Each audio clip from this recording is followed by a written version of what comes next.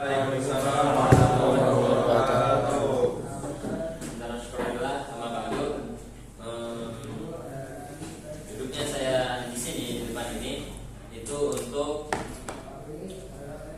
melakukan micro teaching atau ya semi-semi inilah praktek mengajar seperti itu. Bimbing. Oke. Dan pada pertemuan kali ini, pertemuan yang singkat, insya Allah saya akan sedikit membedah ulang atau memurojaah buat teman-teman juga terkait materi MTCNA kita atau mikrotik kita yang udah pernah kita pelajari. Untuk spesifiknya itu di dalam bab wireless. Dan pada kesempatan kali ini juga saya tidak akan menjelaskan seluruh ke babnya, melainkan hanya ingin kembali memurojaah. Barangkali ada teman-teman yang lupa terkait materi ini. Tuh. Dan ini buku yang saya pakai, ini merupakan buku dari punyanya Hakim karena file saya udah jadi, cuma ada di laptop saya. Dan kita langsung aja. Mungkin saya mau nanya terlebih dahulu kepada Mas Safik. Kalau wireless itu apa, Fik?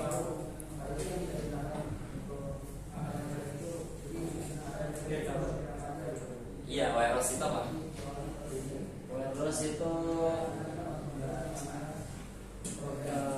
singkatnya dia dapat terhubung tanpa kabel. Apa tuh yang bisa terhubung tanpa kabel? Bisa terhubung tanpa kabel ya banyak sih. Kayak apa ya? Internet nih di HP. Jadi dia bisa dicolok pakai kabel. Katanya ini kabel. Oh iya. Colok ya ceritanya. Oh, contohnya tuh kayak Bluetooth. Nah, kenapa Bluetooth? Bluetooth dia bisa berbagi ke ya berbagi perangkat ke teman tanpa kabel. Oke. Ya, bagus. Mantap penjelasannya. Mungkin saya ingin sedikit merincikan atau menjelaskan ulang terkait wireless ini. Oke. Jadi wireless itu merupakan sebuah teknologi atau inovasi teknologi yang digunakan untuk memudahkan transmisi data. Itu secara teorinya. Dan wireless ini gak cuma di satu perangkat aja. Jadi kan tadi dibilang itu teknologi. Jadi bukan Bluetooth aja atau WiFi aja, atau dia ini bukan satu produk atau satu benda, mereka teknologi.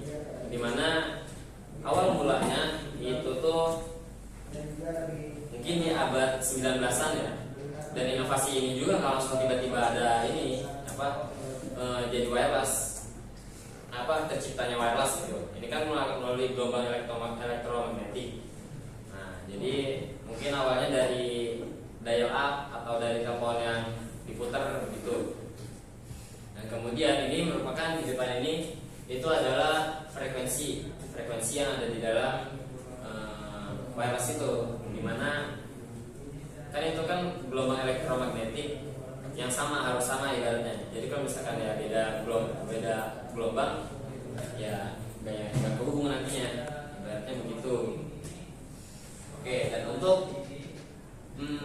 prakteknya atau ya korelasinya terhadap mikrotik ini itu tuh ya banyak, dan tentunya kita pasti bakal sering pakai, dan kita juga udah banyak praktek dengan wireless ini.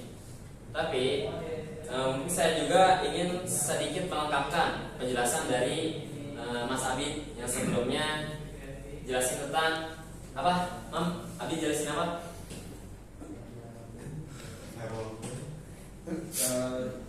Tentang ini Bid.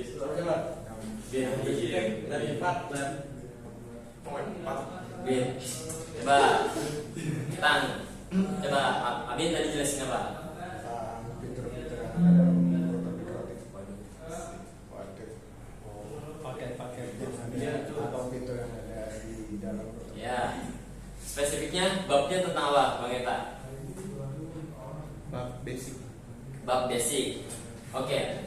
Mungkin itu Abi dijelasin tentang basic pemahaman terkait apa aja fitur-fitur dan yang ada di dalam mikrotik ini. Dan sekarang saya ingin ngasih tahu tentang basic konfigurasi. Jadi ini tuh standar minimum di dalam ya mungkin network engineer menurut saya. Karena ya hal ini bakal dipakai terus dan mungkin jadi aib kalau misalkan kita yang belajar network engineer masih belum bisa memahami tentang ini basic konfigurasi. Ya sebelum kita melakukan wireless, konfigurasi wireless, kita harus tahu bagaimana mengkonfigurasikannya.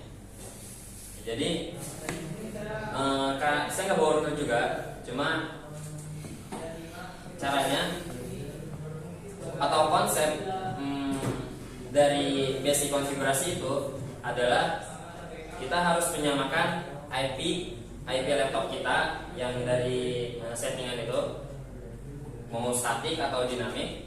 Statik misalnya anggaplah statik ya, statik, dan juga di perangkat jaringan itu harus kita setting IP juga, IP yang satu network. Dan cara settingnya kayak udah dijelasin sama Bintang, sama Abi juga. Itu kita bisa buat konfigurasi perangkat jaringan itu banyak caranya. Ada bisa pakai Winbox, cuma khusus pakai Winbox itu kita pakai kabelan gitu. Jadi dia bukan wireless. Kalau misalkan telnet, SSH itu kan ibaratnya jarak jauh gitulah. Nah kalau Winbox itu kita pakai kabelan. Nah dari kabelan itu kita config router itu untuk menambahkan IP. Paling tidak IP dari router dan laptop kita itu dalam satu network atau satu subnet, begitu. Itu adalah basic konfigurasinya. Jadi adapun bagaimana teknisnya itu ya kita udah sama-sama belajar, udah sama-sama praktek juga. Jadi anggaplah kita sudah paham. Dan adapun untuk bagaimana menambahkan fitur wireless ini, kita pergi ke, kalau ini merupakan UI dari ini, user interface dari Winbox. Jadi kalau misalnya kita pakai Winbox itu enak, tinggal tap aja, nggak usah ngetik segala macam. Dan ini adalah fitur Winbox. Kalau misalkan pertama kali buka Winbox, ini adalah banyak fitur-fiturnya. Dan kita masuk ke fitur IP. Fitur IP nanti itu tadi kita kasih IP dulu satu network. Kemudian kita pergi ke fitur wireless, dimana di dalam fitur wireless ini ada lagi banyak tab-tabnya. Dan biasanya untuk melakukan basic konfigurasi dalam wireless itu kita masuk ke Wi-Fi interface.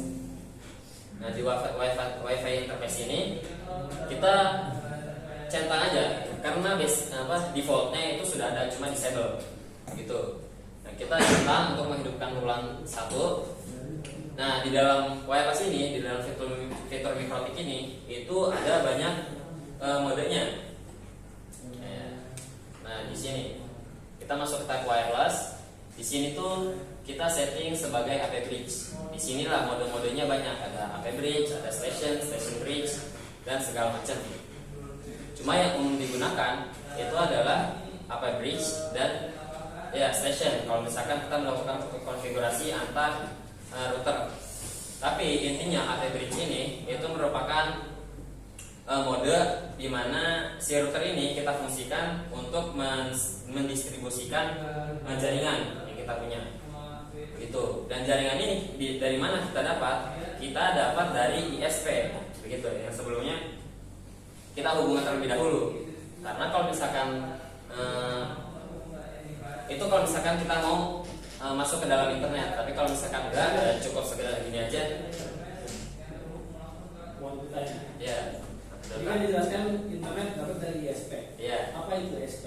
ISP itu merupakan ISP, internet